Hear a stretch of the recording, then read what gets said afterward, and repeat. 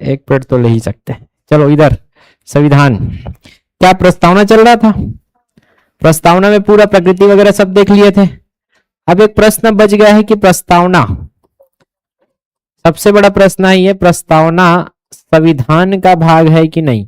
Sir ते पढ़ा है संविधान और प्रस्तावना पढ़ाई के बाद कथन भाग हरेक नो है क्या? पढ़ाई का बढ़ते हैं नहीं पढ़ाई का बढ़, अगर संविधान के भाग नहीं है तो पढ़ाया क्यों? अरे है तभी तो पढ़ा रहा हूं। संविधान, प्रस्तावना संविधान का भाग है या नहीं, ये सबसे बड़ा क्वेश्चन बन गया। क्या बन गया? क्वेश्चन। और ये क्वेश्चन घूम फिर के आते रहता है एग्जाम में कि प्रस्तावना पढ़ रहे हैं और संविधान में लिखा है, ठीक है, तो ये संविधान में लिखा है तो भाग है कि नहीं ये तो पता रहना चाहिए। तो सबसे पहले आपको ये पता रहे कि जब भी संविधान, ये कहां प्रश्न खड़ा हुआ? संविधान पर, क्योंकि हमको संविधान समझ नहीं आ रहा है यार। संविधान पर डाउट हो गया कि नहीं हुआ? संविधान पर क्या हो रहा है? डाउट हो रहा है कि नहीं हो रहा है कि संविधान में जो प्रस्तावना लिखा है वो है कि नहीं। जरूरत है कि संविधान को समझना है। संविधान पर हो गया डाउट। संविधान क्या है? विधि है। विधि मतलब नियम, विधि, अधिनियम। इस पर डाउट हो चुका है आपको। विधि पर क्या हो जाए? डाउट। ये प्रॉब्लम हो गया कि आपको संविधान समझ नहीं आ रहा है कि लिखा है तो क्या लिखा है। कोई भी हो सकता है, यह प्रस्तावना की बात नहीं है, कहीं भी डाउट है, जैसे अभी प्रस्तावना में डाउट है। लेना जल्दी, वो 2 मिनट क्या होता। तो संविधान, संविधान का भाग है कि नहीं, डाउट हुआ कि नहीं हुआ कि संविधान पर डाउट हो गया। या कोई विधि लिखा है, मान के चलो पहला पॉइंट विधि में ऐसा लिखा है, फिर दूसरा पॉइंट ऐसा ऐसा, तीसरा पॉइंट, अगर ये आपके क्लास का कुछ ये रहता चैप्टर तो आप किसके पास आते? मेरे पास। सर ये तीसरा पॉइंट समझ नहीं आ रहा है, आते कि नहीं आते? वैसे ही संविधान में से पूरे 395 अनुच्छेद लिखा है, वैसे कितना बड़ा ऐसा रामायण है। ऐसा तो नहीं है कि हर चीज आपको समझ आ जाए, सरकार को भी डाउट हो जाता है, या कोई व्यक्ति या कोई वकील को, कोई भी को डाउट हुआ है और डाउट का प्रश्न खड़ा हो जाए किस पर? संविधान पर। तो कभी भी ऐसा हो जाए कि विधि पर ही, अधिनियम पर डाउट हो जाए, तो इसका जो व्याख्या है, इसका व्याख्या कोई तो करना चाहिए। तो पूरे भारत में विधि के जानकार वो आपको मिलेंगे सर्वोच्च न्यायालय में। कहा मिलेंगे? सर्वोच्च न्यायालय में। तो संविधान पर डाउट हो जाए या व्याख्या करना है किसका? संविधान का। संविधान का व्याख्याकर्ता, व्याख्या समझते हो, बचपन में किए हो, कोई ये आता था पद्यांश या गद्य, प्रसंग, संदर्भ जो भी लिखते थे, उसके बाद व्याख्या। व्याख्या मतलब उसको सरल शब्द में समझाना होता है। वैसे ही व्याख्याकर्ता अगर आपको समझना है तो उसको समझाता कौन है? आपका सर्वोच्च न्यायालय। सर्वोच्च न्यायालय डिसाइड करेगा कि उसका अर्थ क्या है। क्यों भाई सर्वोच्च न्यायालय ही क्यों? क्योंकि यही भारत में क्या है? विधि का जानकार है, नियम कानून का जानकार। लॉ की पढ़ाई कौन करके बैठा है? वकील। और वकील ही तो बनते हैं जज। तो वहां के सुप्रीम कोर्ट के जज सबसे ज्यादा खतरनाक रूप से क्या जानते हैं? विधि और कानून के बारे में। तो सबसे अच्छा विधि और कानून कौन समझा सकते हैं? Supreme court. तो ये प्रश्न पहले 2 ठो प्रश्न, एक प्रश्न का उत्तर भी दिया नहीं हूं। आप लोग नहीं नहीं बोल रहे हो, हैं कहां से बोल रहे हो मुझे नहीं पता, लेकिन इतना तो आपको पता रहना चाहिए कि संविधान पर डाउट हो जाए तो हम सीधा किसका दरवाजा खटखटाएंगे? सर्वोच्च न्यायालय। सर्वोच्च न्यायालय में लिखा है सभी का उच्च है। पूरे भारत में एक ही न्यायालय है जो कि सबसे उच्च है, उसको क्या बोलते हो? सर्वोच्च न्यायालय। कहाँ ये? दिल्ली में। पूरे भारत का एक ही सर्वोच्च न्यायालय है, दिल्ली में। और उसी का जो मुख्य न्यायाधीश है उसको आप क्या बोलते हो? Chief justice of India. अभी कौन है? ये आपका होमवर्क, अच्छे से रिसर्च करके आना कि कौन है, पहले कहाँ थे वो या क्या कर रहे थे, ठीक है, कहाँ के हैं, और तीसरा कितने नंबर के हैं। ये आपका होमवर्क। चलिए अभी क्या बता रहा हूं मैं, संविधान प्रस्तावना का भाग है कि नहीं। ये केस खड़ा हुआ आपके 1960 में। कौन से? 1950 में संविधान लागू हो चुका है। अब हुआ क्या, एक ठो केस हुआ बेरूबाड़ी। हाँ सर, काकरबाड़ी में कहोगे सर? केस हो गए। बाड़ी में कहोगे केस। कब के बाद है? 50 में लागू हुआ, 10 साल बाद की बात है, 1960। पर संविधान कब लागू हुआ था? 1950 में। ये अपना जैसे भारत है, ये भारत,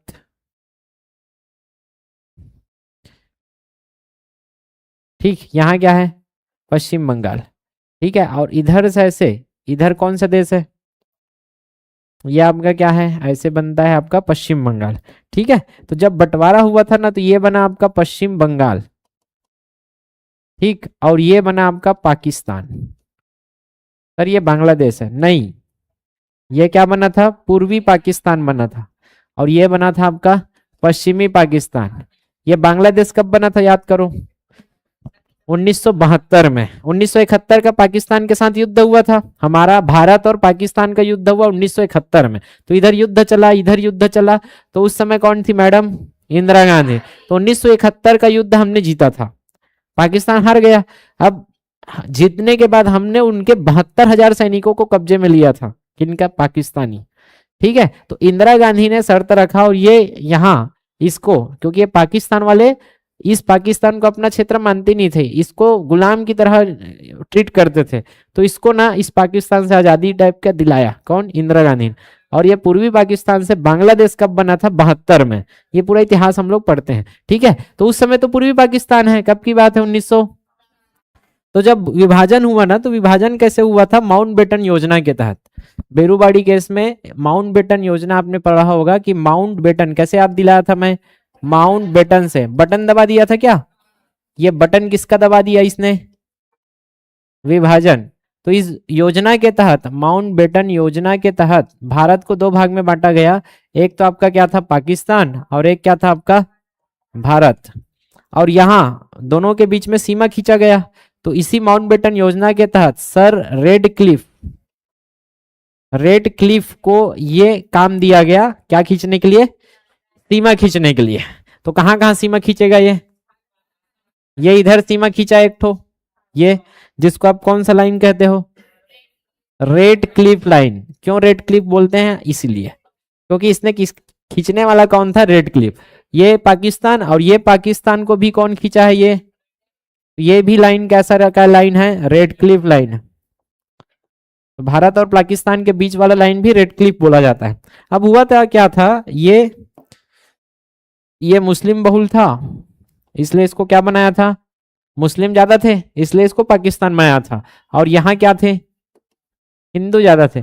लेकिन ये भाई साहब ना आलसी आदमी था, आलसी आदमी में बताया था, ये अपने ऑफिस में रहकर क्या खींच दिया था, पूरा लाइन खींच दिया था। तो कोई एक घर से बीच से जा रहा है, इधर पाकिस्तान वाले और इधर हिंदू वाले, क्लियर है कि घर के बीच से, ए वाला रूम में क्या है, हिंदू मतलब इंडिया वाला है, अब इस बार पाकिस्तान हो गया है, क्लियर है कि इधर पानी पी रहा है कहाँ, इंडिया में, और खाना कहाँ जाके खा रहा है, पाकिस्तान में। आ गया समझ में, ये प्रॉब्लम कहाँ हुआ था, रेड क्लिफ में। ऐसी एक गांव था ये बेरूबाड़ी, ये एक क्षेत्र है जो कि बेरूबाड़ी क्षेत्र है, यहाँ यह है बेरूबाड़ी। एक्चुअल में बेरूबाड़ी का ये था कि बेरूबाड़ी मुस्लिम ज्यादा थे, तो कहाँ होना था इसको, ठीक है। तो ये बेरूबाड़ी एक्चुअल में आ गया था पश्चिम बंगाल वाले क्षेत्र में, और एक तरफ क्या है, पाकिस्तान, क्लियर। तो दोनों के बीच में क्या होता है, नून समझौता होता है, नून। तो वहां नून है, पूरा नाम मुझे याद नहीं आ रहा है अभी, ज्यादा आपको डीप में भी नहीं जाना है। इधर नेहरू है और इधर क्या है, नून है। तो इसको नून मतलब वहां के जो उस समय प्रधानमंत्री थे, और यहाँ के नून है। तो नेहरू और नून, नेहरू और नून के बीच में क्या होता है, समझौता। पूरा याद भी नहीं रखना है, जितना याद है उतना काफी है, किसी को याद नहीं है, मैं बता रहा हूँ आपके कॉम्पिटिटर को। तो नेहरू नून समझौता में क्या हुआ, नेहरू ने क्या किया कि ये बेरूबाड़ी है, इस बेरूबाड़ी को किधर दे दिया, कि बेरूबाड़ी किधर दे दिया जाए, बेरूबाड़ी को पाकिस्तान को दे दिया,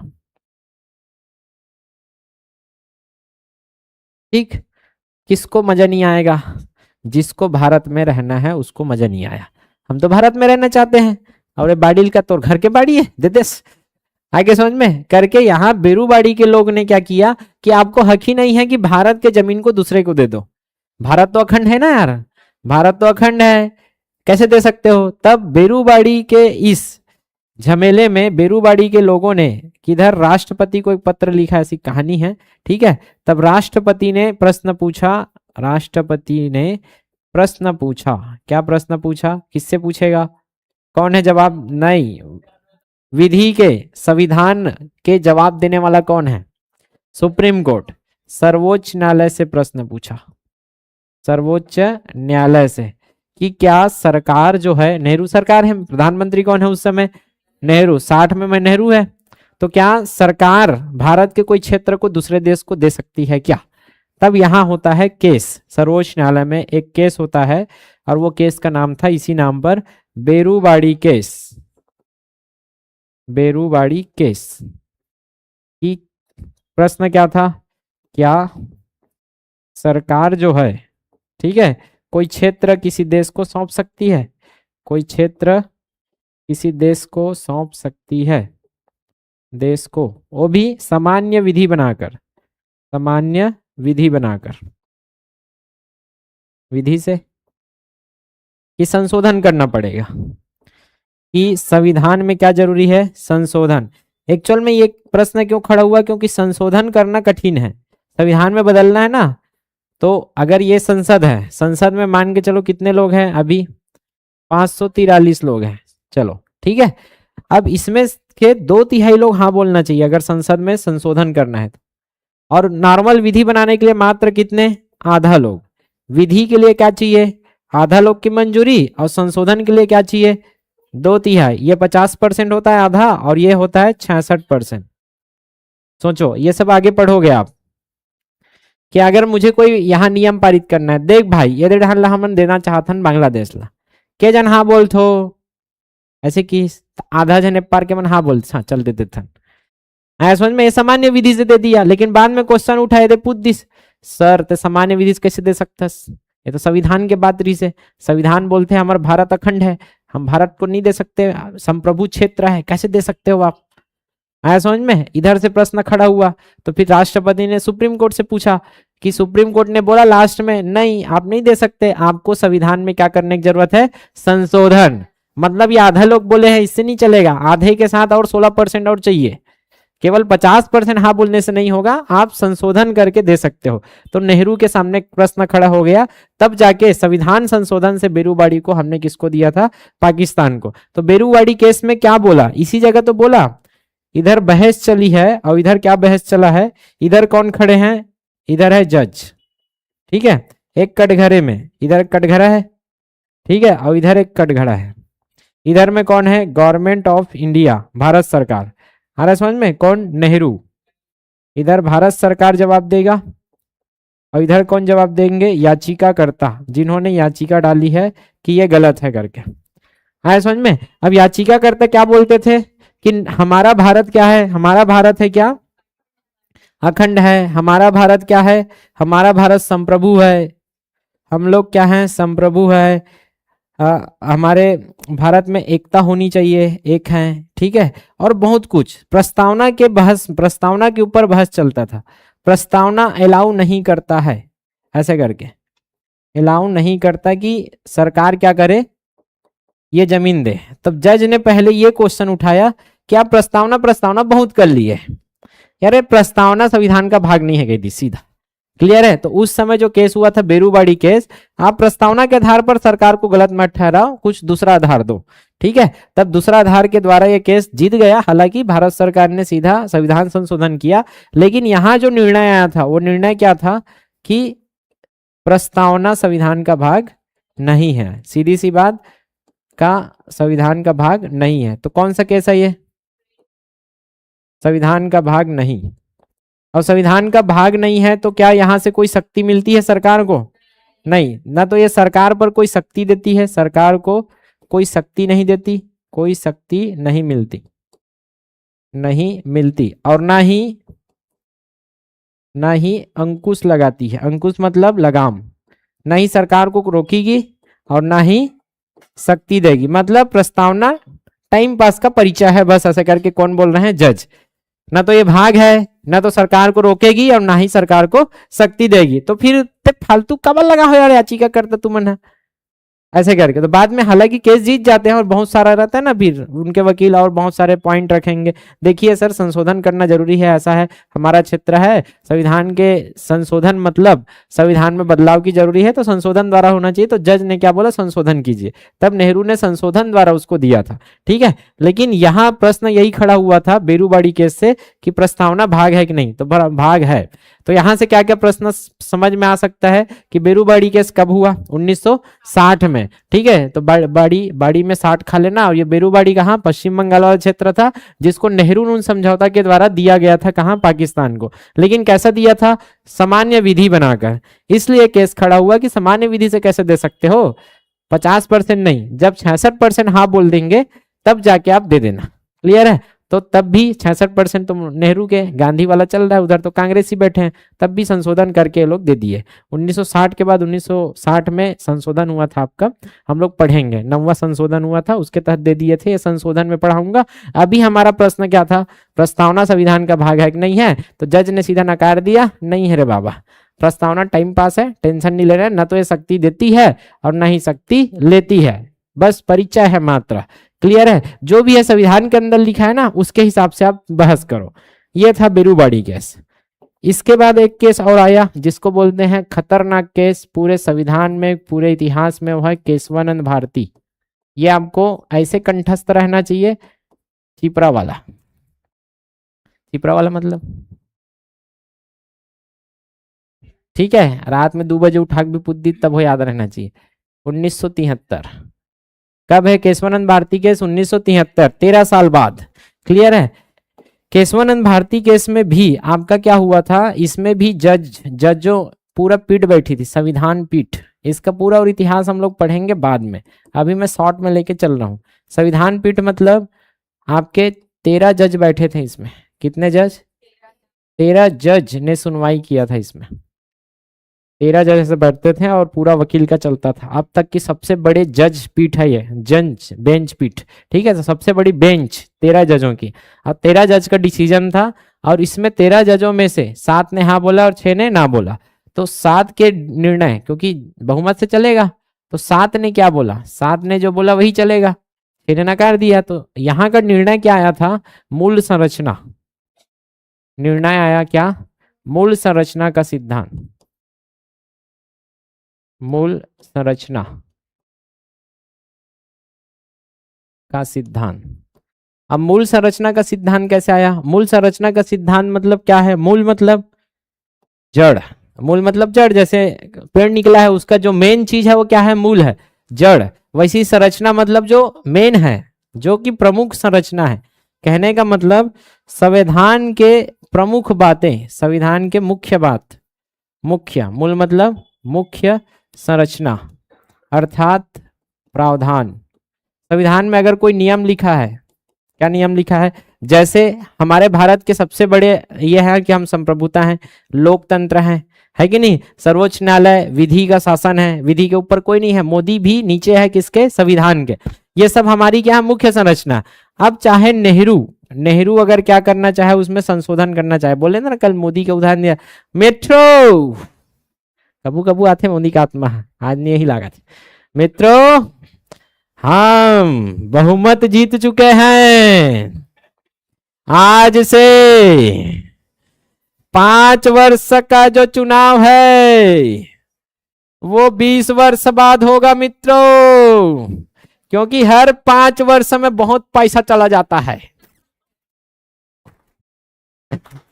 तो ये 20 वर्ष बाद चुनाव होगा। एक बात समझ में इस हमला दिखा थे, मोदी का चाल हते, पैसा पैसा मत कर, सब समझ आया थे, 20 वर्ष राज करना है तो ला, आया समझ में? तो यहाँ सीधी सी बात, मोदी क्या चाह रहे हैं? संविधान में ऐसा बदलाव चाह रहे हैं कि भारत का नक्शा ही बदल जाए पूरा। आया समझ में? कि भारत की प्रकृति ही बदल जाए, कि भारत पन निरपेक्ष है। और मोदी कल जाके क्या बोलते? हिंदू हिंदू हिंदू। तो यहाँ सीधा किस पर वो आक्रमण करेगा? संविधान पर। संविधान कैसा बोलता है? धर्मनिरपेक्ष। जी, अच्छा लाया हो क्या ऊपर में? आगे कैमरा,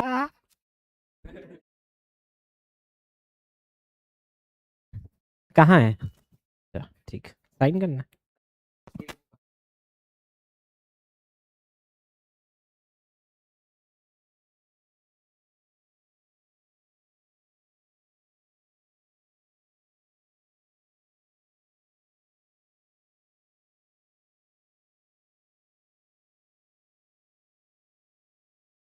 नीचे से मंगा रहा हूँ आधार कार्ड। और का है मोर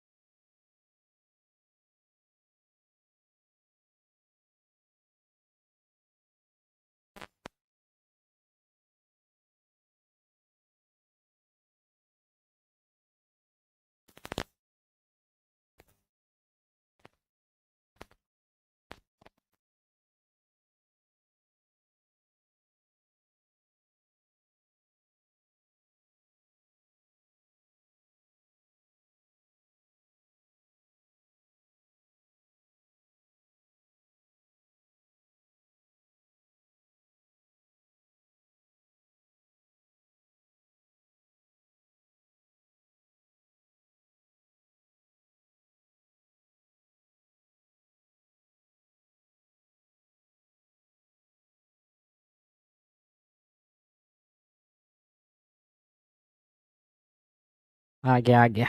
बोलो कैमरा भगवान की जय। बहुत तरसाया। पूजा वूजा करके खोलूं एला। अभी नहीं खोलो, फिर वो बिगड़ जाई, गड़बड़ा जाई। मैं रुसा गया हूँ, कई दिन हो गए। चलो, अब काली से वीडियो क्वालिटी ठीक रही। तो मुख्य संरचना का प्रावधान थोड़ा सा समझ आया कि ऐसा नहीं कि आपने थोड़ा बहुत देखो, इसमें संशोधन क्या कर किया जा सकता है। ये आपका संविधान है, जिसको किसने बनवाया, ये संविधान है, ठीक है।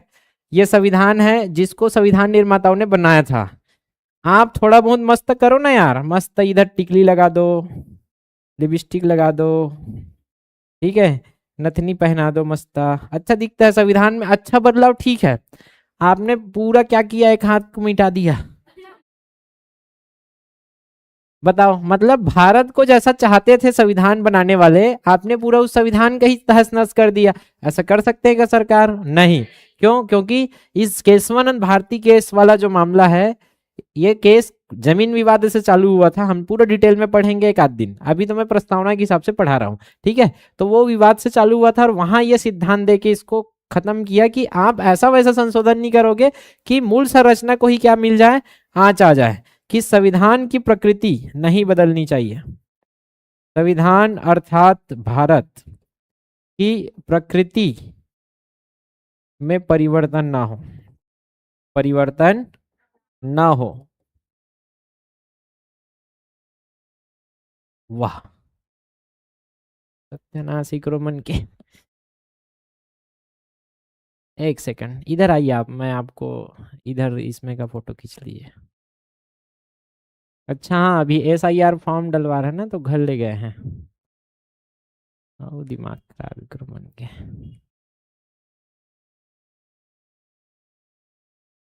इन वक्त हम कुछ नहीं मिलेगा थे इस वाला है। 3 ठो आधार कार्ड है, मतलब मिलत नहीं हुई।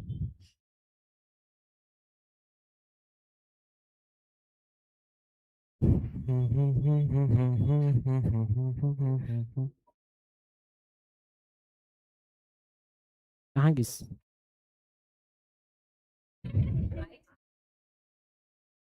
तो कौन बताइस यार। वाह, मैं तो करे आवाज ही का तो सत्यानाश हो गए। तोला फोन लगे से? ओहो, ओप्पो है उमन। मैं तो करे आवाज ही का जगह जनल धर के मेधा में मेढ़ा नीचे। हाँ, यहाँ दांत है आधार कार्ड का भी।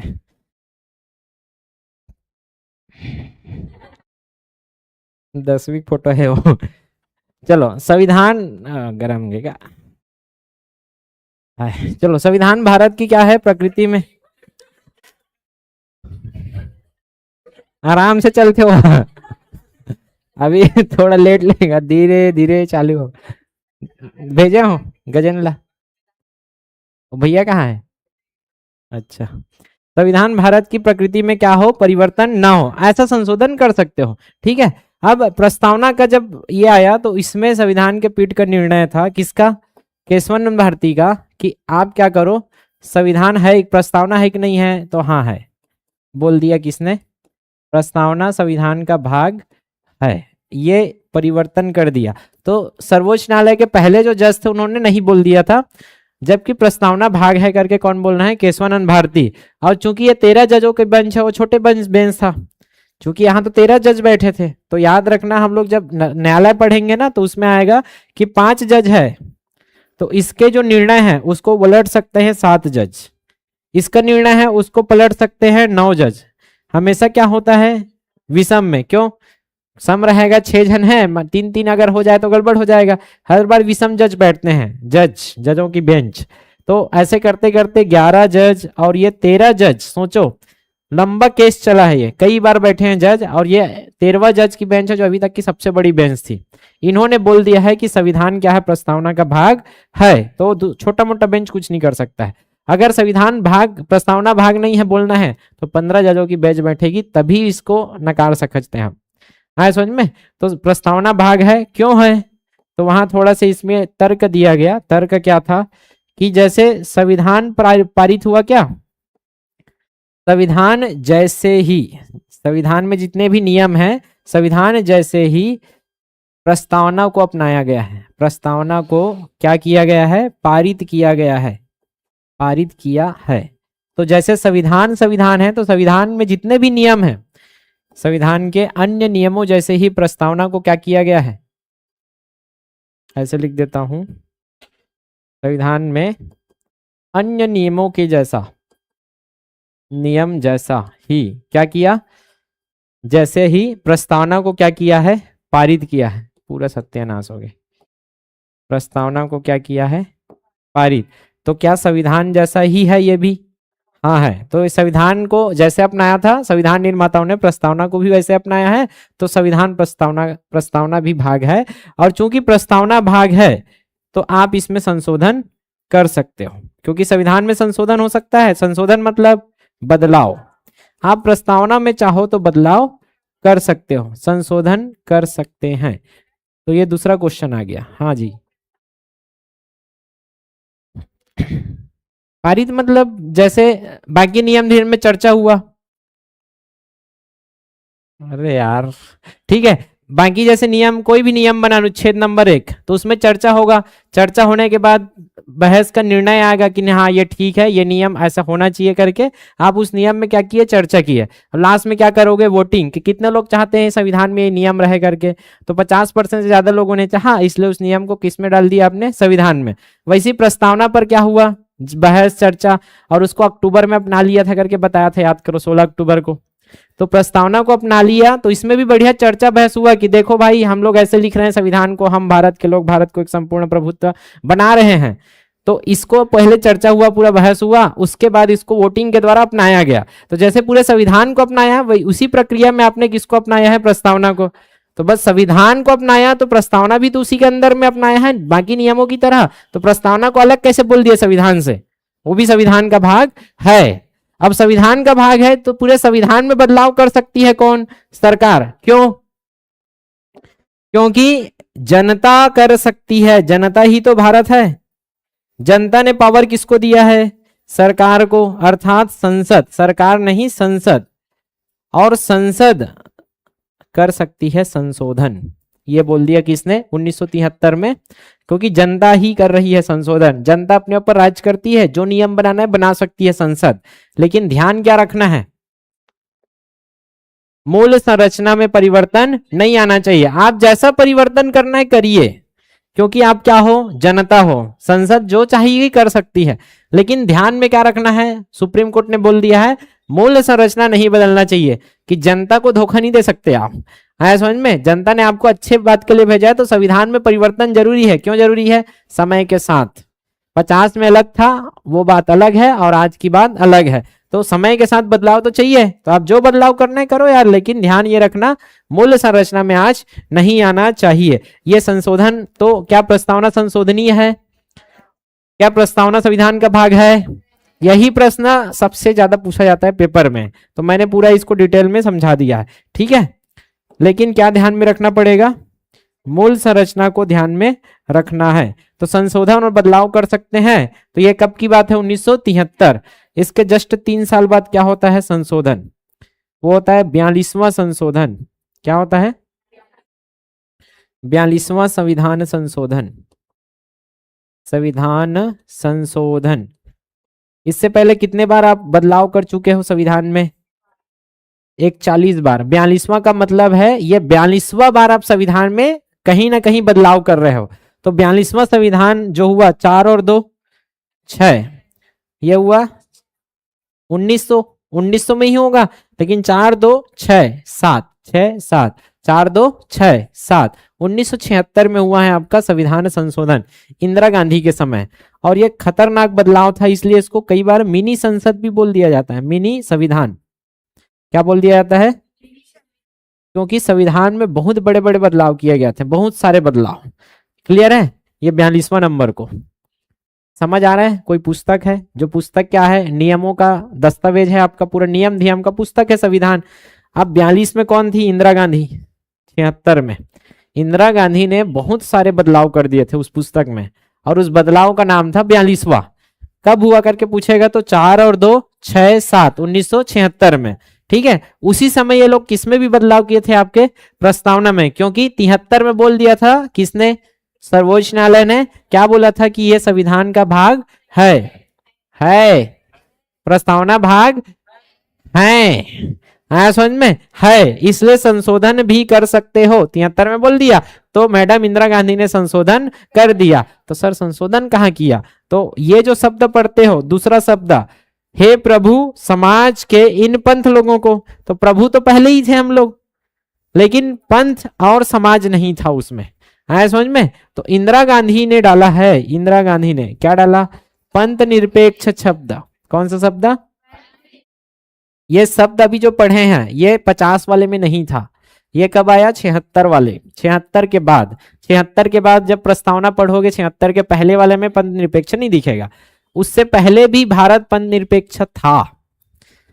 इसका मतलब ये नहीं था कि हम 1950 से 76 के बीच में पंथ निरपेक्ष नहीं थे, भारत की प्रकृति थी। अब अगर मेरा डॉक्यूमेंट लिखा जाए ऐसे कि धावेन सर हैं, ठीक है, अब ऐसे लिखा है मेरा प्रस्तावना, बाद में 4 साल बाद इसमें संशोधन किया गया, धावेन अच्छे सर हैं, तो क्या मैं पहले अच्छे सर नहीं था ना, ये वही वाला बात है, क्लियर है कि हमारे भारत क्या पहले पंथ निरपेक्ष नहीं था, 76 के पहले था, लेकिन मैडम इंदिरा गांधी ने प्रस्तावना में, क्योंकि कमी दिखा उसको कि प्रस्तावना में पंथ निरपेक्ष शब्द होना चाहिए जो कि बहुत जरूरी है, तो उन्होंने क्या डाल दिया, पंथ निरपेक्ष। अच्छा पहले समाजवादी आएगा तो समाजवादी को पहले लिख देता हूं, पहले क्या डाला, समाजवादी, तो हम पहले से ही समाजवादी थे, बस शब्दों को ऐड किया गया है, ये ध्यान में रखना, हम लोग पहले से पंथ निरपेक्ष थे तो प्रस्तावना में रहना जरूरी है करके इंदिरा गांधी ने क्या डाल देना, पंथ निरपेक्ष। और एक शब्द और, भारत राष्ट्र की एकता बस लिखा था, अखंडता नहीं लिखा था, अखंडता भी कब डाला गया है, तो कितने शब्द जोड़े गए हैं संशोधन से, 3 शब्द, ये ध्यान में रखना, प्रश्न ऐसे बनेगा, कौन कौन से शब्द पूछेगा, तो समाजवादी, पंथ निरपेक्ष और अखंडता, ये सब मैं आपको रटवाया हूं, क्लियर है यहां तक। ऐसा बोलेगा तो नकार देना, क्या हम पहले धर्मनिरपेक्ष नहीं थे, 1976 में जाकर मैडम इंदिरा गांधी की कृपा से भारत पंथ निरपेक्ष देश बना, वाह, पहली नहीं थी इसका, इंदिरा गांधी की कृपा हो है, पहले भी हम क्या थे, पंथ निरपेक्ष, कोई धर्म नहीं था भारत का पहले भी, संविधान लागू होते ही हम लोग धर्मनिरपेक्ष बन चुके थे, बस शब्दों का खेल है, क्योंकि इंदिरा गांधी थोड़ा से ये अपने आप को दिखाना चाहती थी कि नाम बढ़ाना है, तो इंदिरा गांधी छोटे मोटे थोड़ा नहीं रही से, मैडम थोड़ा ना कहे इसने कथों में, मैडम इंदिरा गांधी, आया समझ में, तो ये केस समझ में आ गया पूरा, क्लियर है यहां तक। तो इसके बाद और दोहराया गया, तो मैं अब फ्लो चार्ट में आपको समझा देता हूं कि क्वेश्चन क्या था आपका, संविधान प्रस्तावना संविधान का भाग है कि नहीं, यही, तो प्रस्तावना ऐसे लिख देते हैं सीधा, प्रस्तावना के बारे में आप जान लो, क्वेश्चन क्या है, संविधान का भाग है कि नहीं,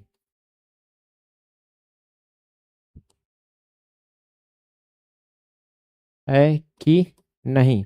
एक्चुअल में अभी फॉर्मेटिंग नहीं कर पाया मैं आज, कल एक्चुअल में खतरनाक थकावट, फॉर्मेटिंग करके आओगे ना तो अच्छा होता है कि कहाँ कौन से फ्लो चार्ट में आपको समझाना है, पूरा एक फॉर्मेट बनाता हूँ मैं 1-2 घंटा बैठ के, तब जाके अच्छा फॉर्मेट बनता है।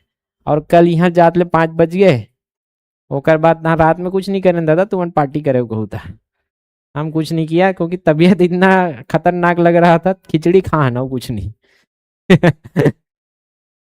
ऐसे हो गई रिस्काली। तो सबसे पहला केस आपको याद रखना है कौन सा, बेरूबाड़ी, ये बेरूबाड़ी केस में क्या ध्यान में रखना है, बेरूबाड़ी केस में क्या बोला, ऐसे करके प्रश्न पूछेगा, तो भाग नहीं है, आया समझ में, ये भाग नहीं है बोला, और इसी को दोहराया, एक और केस सामने होगा क्योंकि बड़े बेंच आएगा इसके पास, बताया ना ये छोटे बेंच था, इसके बाद और बड़ा बेंच आया, सबसे बड़ा बेंच था केशवानंद, तो इसके बाद बड़ा बेंच और आया था गोलकनाथ, ये सब केस आपको बाद में रटवाऊंगा मैं, अभी बीच में नहीं बता रहा हूं कुछ, ये आया 1967 में, 7 साल बाद 1967, इसने भी क्या बोला, यही दोहराया, क्या दोहराया, भाग नहीं है, आया समझ में।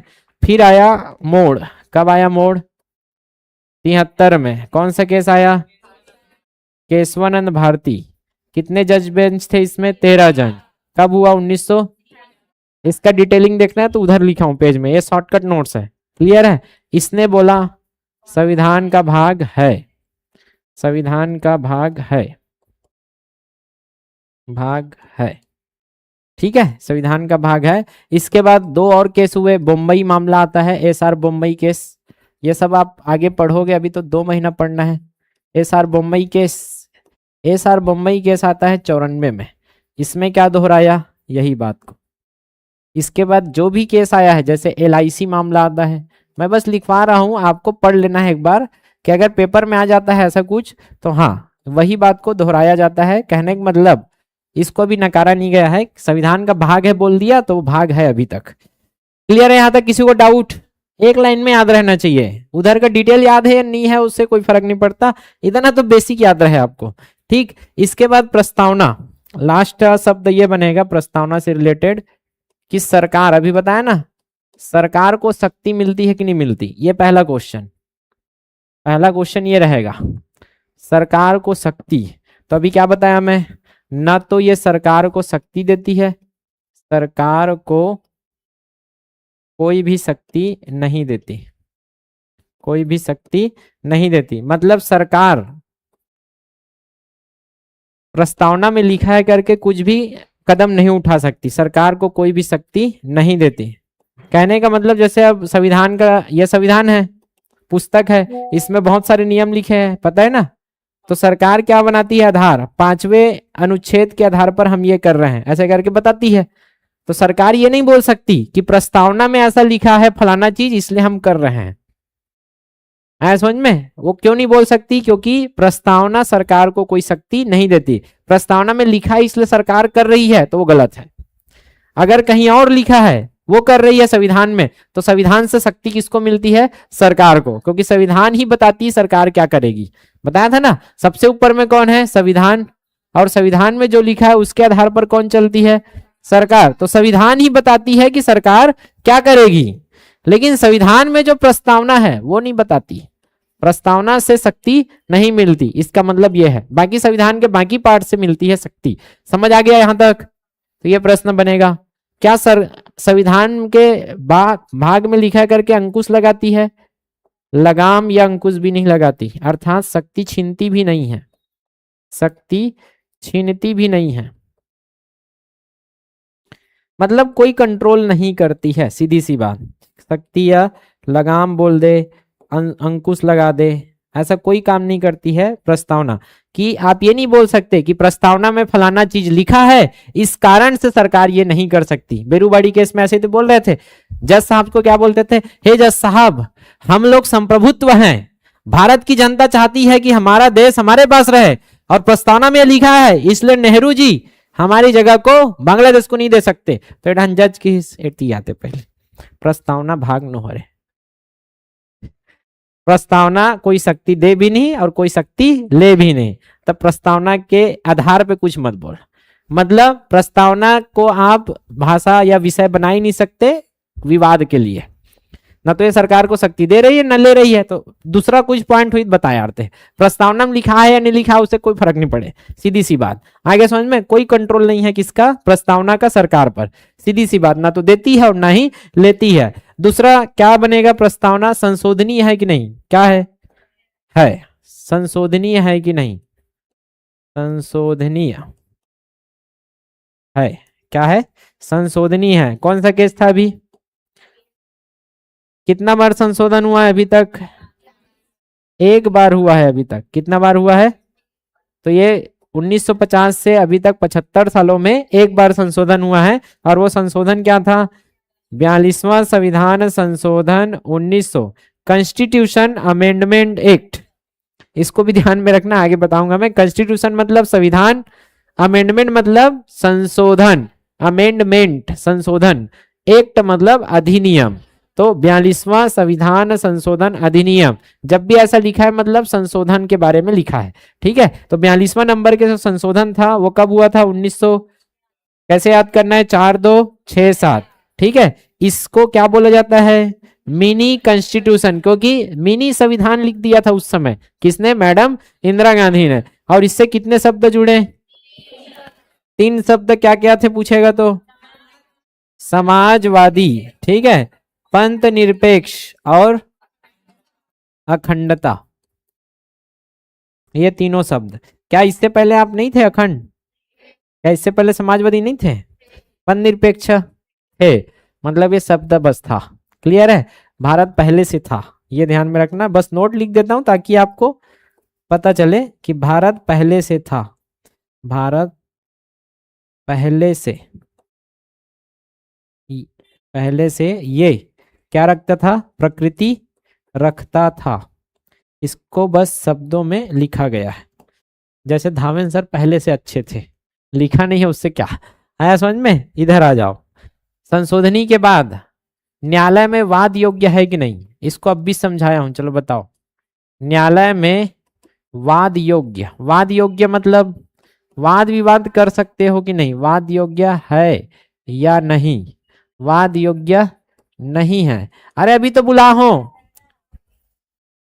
प्रस्तावना भागनो हरे करके रोके रही से केशवानंद भारती में आके क्या बोलीस? भाग है लेकिन वाद योग्य नहीं है। आप प्रस्तावना को आधार बना ही नहीं सकते, क्योंकि ये केस है कि केशवानंद भारती ने भी ये दोहराया। बस केशवानंद भारती ने क्या बोला? भाग है, ठीक है, लेकिन ये अभी तक है। क्या केशवानंद भारती ने भी बोला कि ना तो शक्ति देती है ना ही छीनती है, तो ना तो आप इस मामले को लेके नहीं आ सकते कि प्रस्तावना को आधार बनाकर आप क्या नहीं कर सकते? वाद विवाद नहीं कर सकते। इसी को बोलते हैं वाद योग्य या प्रवर्तनीय। परिवर्तन नहीं बोल रहा हूं, प्रवर्तन मतलब होता है लागू करना, एनफोर्स। इंग्लिश में देखो फोर्स लिखा है, एनफोर्स, ठीक है, एनफोर्स। तो क्या प्रस्तावना को जोर जबरदस्ती लागू किया जा सकता है? नहीं, एनफोर्स नहीं किया जा सकता, लागू नहीं किया जा सकता, एनफोर्सिएबल नहीं है। आप जबरदस्ती प्रस्तावना में लिखा है करके न्यायालय में विवाद नहीं कर सकते। वो सीधा जज बोलेगा प्रस्तावना वाद योग्य है ही नहीं। हाँ, नहीं, 1 नंबर नहीं है, ये 1 बार है। अभी तक 75 साल में प्रस्तावना को 1 बार बदला गया है, इसका मतलब ये है। और वो कब बदला गया था? 76 में। 42वां नंबर है, तो ये पूरे संविधान का 42वां संशोधन था। संविधान को देखिए, पुस्तक है, ये पुस्तक है, इसमें पुस्तक में बदलाव हुआ है कितना बार? 41 बार इससे पहले हो गया। तो 42वां बार जब इस पूरे पुस्तक में बदलाव हो रहा था, उस 42वें बदलाव में प्रस्तावना में पहली बार बदलाव हुआ। समझ आया? आ गया ना? तो ऐसा है कि पूरे पुस्तक में अभी तक कितना बार बदला हुआ है? 41 बार। तो 42वां बार जब बदला गया तो कब बदला गया? 76 में। अब उस 42वें बार बदलने के समय पहली बार था जब कहा? प्रस्तावना में संशोधन किया गया, और उस समय तीनों शब्दों के जोड़ा गया। ऐसा है, ठीक है। चलिए आगे। तो प्रवर्तनी है कि नहीं है यहाँ न्यायालय में? नहीं है। वाद योग्य नहीं है। क्या इसके आधार पर चुनौती दे सकते हो? न्यायालय में चुनौती नहीं दे सकते। चुनौती समझते हो? हाँ, तो न्यायालय में देख लो, चल कोर्ट में चलते हैं। ओके, बाद कोर्ट में गए, सर प्रस्तावना में इसे लिखा है, प्रस्तावना कथे इसे मत कर ही कही के सरकार है एतिया। अपने पढ़ के नहीं आते धावन सर के क्लास?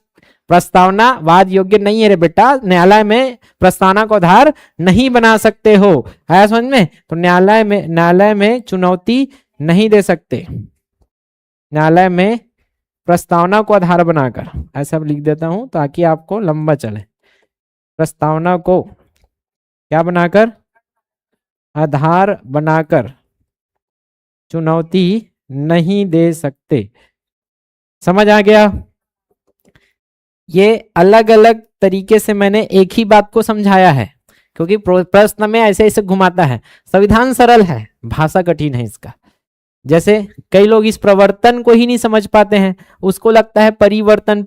नहीं, परिवर्तन नहीं है ये, प्रवर्तन मतलब दबा के लागू करना उसको। जैसे कोई भी एक्ट है, नियम है, मैं बोलूंगा कचरा नहीं फैलाना है बच्चों, ये नियम आज से एनफोर्स्ड, आज से क्या है? एनफोर्स्ड है, दबा के लागू किया, फोर्स के साथ, फोर्स मतलब बल के साथ लागू करना। इसके बाद अगर कोई गलती किया तो उसका फिर टाटा बाय बाय, उसको सीधा भगा देंगे।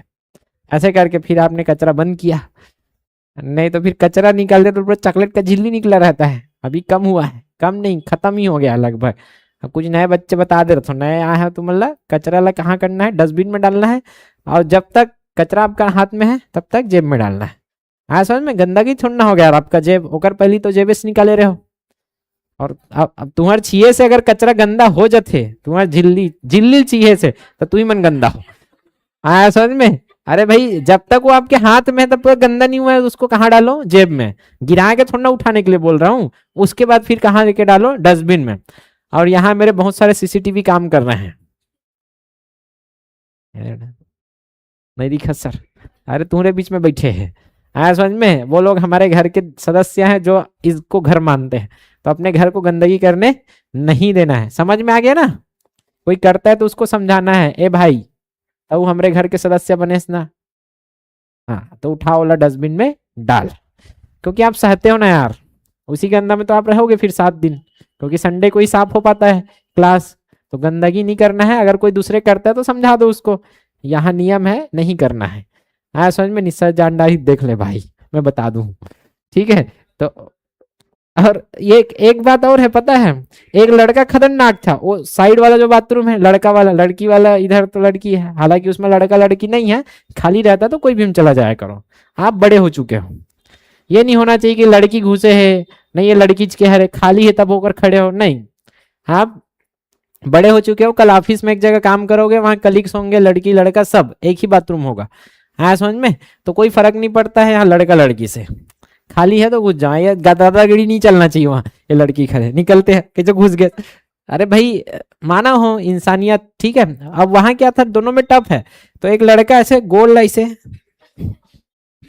ये क्या है भाई, और हर हफ्ते में टेंशन में, साले में रेती कहाँ में आ जाते मतलब टप में रेती आता था, अब वो पानी दिन में ज्यादा होता था, फिर अभी लंबा छुट्टी नहीं हुआ था तबीयत खराब होने के बाद, उसके बाद वो लड़का गायब हुआ, उस दिन से टप साफ दोनों। तब बताइए एक झन लड़का हमर, सर वो लड़का ना ऐसे गोल बोड़ के धोते ऐसे कहीं, तब समझ उतना दिन में मोला सिद्धांत समझ नहीं आत रही, ऐसे ऐसे लड़का है यार, काय करबे अब। भाई जब नल लगा है टप ला साइड कर ले, धो ले गोल ला मस्ता, ये सभ्यता होती है। तो इतना आपको ध्यान में रखना होता है घर बार के बारे में। खुद का घर समझो, खुद की जगह है यार, आगे समझ में, तो ये सब मत किया करो। तो यहां तक है प्रस्तावना। प्रस्तावना में इतने क्वेश्चन बनेंगे, आज मिलेगा आपको प्रस्तावना का एमसीक्यू, अच्छा से करेगा।